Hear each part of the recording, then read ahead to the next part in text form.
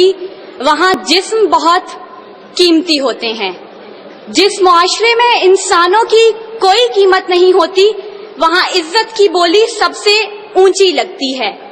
جس معاشرے میں انسانوں کی کوئی قیمت نہیں ہوتی وہاں بنتے ہوا سرے بازار طبلے کی تھاپ پر ناچتی ہے. اور جس معاشرے میں انسانوں کی کوئی قیمت نہیں ہوتی وہاں بھوک تہذیب کے آداب بھلا دیتی ہے. یہاں ہوس کے پجاری سیاہ راتوں میں سفید جسموں کا جیون سیاہ کرتے ہیں. یہاں پہ ناچتے پیروں کی تھاپ بکتی ہے. یہاں پہ جاگتی آنکھوں کے خواب بکتے ہیں. یہاں پہ پھول سے ہونٹوں کی پیاس بکتی ہے. یہاں پہ جسم ہے بکتے شباب بکتے. عالی وقار بھوک 2 وقت کی روٹی کے عوض بنتے ہوا کو ابن آدم کی ہوس کا نشانہ بننے پر مجبور کر دیتی ہے. لیکن کہیں کوئی قیامت نہیں اترتی. 14 سالہ بیرا اپنی عصمت لٹانے کے بعد جان سے بھی ہاتھ دھو بیٹھتی ہے. لیکن کہیں کوئی قیامت نہیں اترتی. تھر کی جلتی ریت پر ننگے پاؤں چلنے والی قوم کا صدر اسلام آباد کی سڑکوں پر مرسیڈیز میں سفر کرتا ہے. لیکن کہیں کوئی قیامت نہیں اترتی. بلوچستان کی خشک سالی پر ایئر کنڈیشن کمروں میں منرل واٹر پی کر غور کیا جاتا ہے. لیکن کہیں کوئی قیامت نہیں اترتی. یہ شاہراہیں اسی واسطے بنی تھیں کیا کہ ان پر دیس کی جنتا سسک کر مرے. زمینیں کیا اسی کارن اناج اگلا تھا کہ نسل آدم و حوا بلک بلک کر مرے. ملے اسی لیے ریشم کے ڈھیر بنتی ہیں کہ دخترانے وطن تار تار کو ترسے. چمن کو اسی لیے مالی نے خون سے سینچا تھا کہ اس کی اپنی نگاہیں بہار کو ترسیں. عالی وقار یہ ہے اسلامی جمہوریہ پاکستان جہاں ہر کوئی اپنی دھن میں مگن ہے. سر کھجانے کی فرصت نہیں, دائیں بائیں کی فکر نہیں. ہر شخص بھوکا ہے. کوئی اقتدار کا طالب ہے تو کوئی شہرت کا بھوکا, کوئی دولت کا پرستار ہے تو کوئی پیٹ کا بھوکا, کوئی بھنگ کے ایک پیالے کے عوض اپنا سب کچھ نچھاور کرنے پر آمادہ تو کوئی طاقت کا بھوکا. کہت و رجال بڑھتا چلا جا رہا ہے. تہذیب و تمدن کے پیمانے ٹوٹ پھوٹ کا شکار ہو کر وقت کی ناقدری کا گلہ کر رہے ہیں. ہم زوال کی آخری حدوں کے بھی آخر پر پہنچ چکے ہیں. انصاف مہیا کرنے والے ادارے سسک کر دم توڑ رہے ہیں. ہر طرف سے ایک ہی پکار سنائی دیتی ہے, بھوک تہذیب کے آداب بھلا دیتی ہے.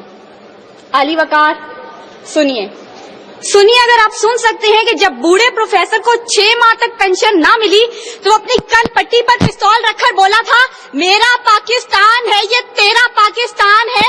سنیے اگر آپ سن سکتے ہیں جب تسنیم سولنگی بھوکے کتوں کا نوالہ تر بنی تو بولی پڑے ہیں گنگ کٹہرے عدالتیں چپ ہیں.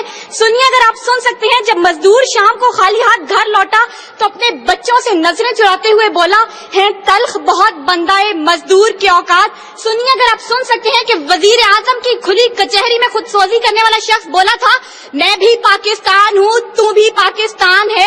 سنیے اگر آپ سن سکتے ہیں جب جاگیردار کے رستاگیر غریب ہاری کی بیٹی کو اٹھا کر لے کے گئے تھے تو وہ بولا تھا آواز دو انصاف کو, انصاف کہاں ہے. سنیے اگر آپ سن سکتے ہیں کہ ڈما ڈولا کے بے گور و کفن لاشیں چلا چلا کر کہہ رہے ہیں نوید دو انسان کو کہ انسان مر گیا. سنیے اگر آپ سن سکتے ہیں ڈاکٹر عافیہ صدیقی آج بھی سراپا سوال ہے ذمہ دار کون. سنیے اگر آپ سن سکتے ہیں لال مسجد کے شہداء کہہ رہے ہیں پاک فوج تو زندہ باد. اور سنیے اگر آپ سن سکتے ہیں جب بے روزگار باپ نے اپنی 3 جوان بیٹیوں کو موت کے گھاٹ اتارا تھا تو بولا تھا عجب رسم ہے چارہ گروں کی محفل میں لگا کر زخم نمک سے مساج کرتے ہیں.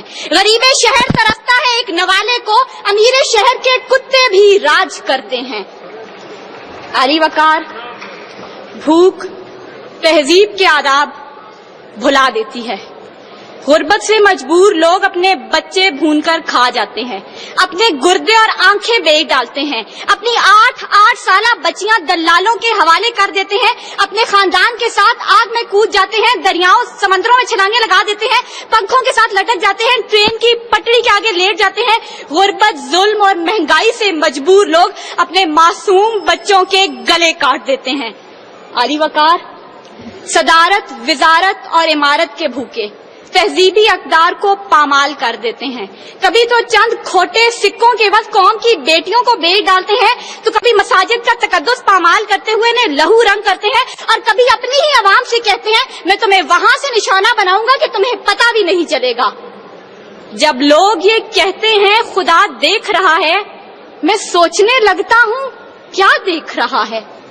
علی وقار، اس سے پہلے کہ بھوک اس ملک کو کھا جائے، اس سے پہلے کہ لہجے بے آواز ہو جائیں، سر سنگیت سب بے ساز ہو جائے، ملت اسلامیہ کی یہ بیٹی، ملک و قوم کی بیٹی اور آپ کی بیٹی آپ سے استدعا کرتی ہے خدارا اس بوڑھے باپ کا سہارا بن جائیے جس کے بیٹے نے خود سوزی کی. خدارا اس عورت کے آنسو پوئیں ڈالیے جس کی بیٹی جاگیردار کی ہوس کا نشانہ بنی. اور خدارا ان معصوم بچوں کے سر پر دستے شفقت رکھیے جن کا باپ پولیس مقابلے میں مارا گیا. ان اشعار کے ساتھ ہی موضوع زیر بحث سمیٹتی ہوں. ستم ظریفی وقت نے کلیوں کی نزاکت کو، دلوں کی محبت کو اس طرح سے مسئلہ ہے، اس طرح سے کچلا ہے کہ زندگی اذیت ہے اور سانس کی بھی قیمت ہے. کس کا ہاتھ ہے جو خون سے رنگا نہیں، کس کا گریباں ہے جو گرفت سے بچا نہیں. صدائے موت آتی ہے شہر بھر کی گلیوں سے، خون کی بو آتی ہے پھولوں اور کلیوں سے. شکریہ.